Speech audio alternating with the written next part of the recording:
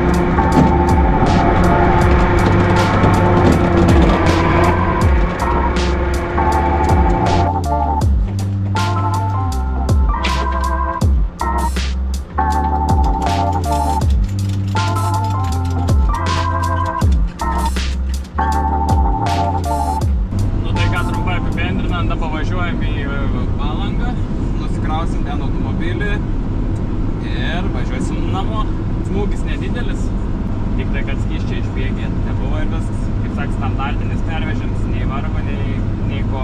Sutvirtinom visus 4 tvirtinimo diržus, nes nejungiam į parkingą, kadangi degimo nebuvo, tai kad ilgai nežais, paskui ten perjunginėjom, tai palikom ant neutralios, uždėjom 4 tvirtinimo diržus, plus gerviai tempta, tai kad krovinys būtų, kaip sakant, laikytųsi gerai platformas, nejudėtų ir netabaluotų.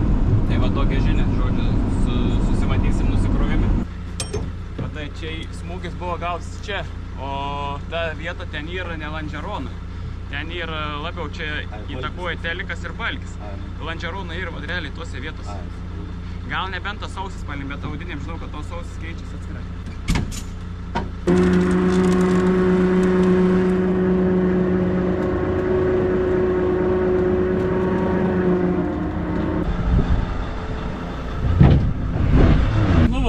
Trumpai aptariant šį užsakymėlį, tai jau užsakymėlį pristatėm, susitvarkėm diržus, dabar važiuojam į Klaipėdą po kol kas, nieko neturim eiliai laukiančių, bet čia nežinosi, kaip visados viskas gali greit pasikeisti. Tai vat, tokias žinias nuvežėm, klientui davėm kontaktų kolegų, kurie galėtų padėti sutvarkyti automobiliuką. Paprastas pervežims, nieko nauja. Dabar važiuojam į Klaipėdą.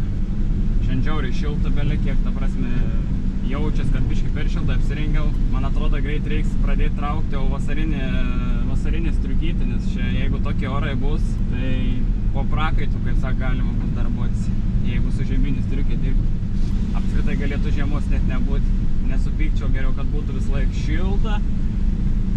Kaip sak, miela malonu būt. Ir susitiksim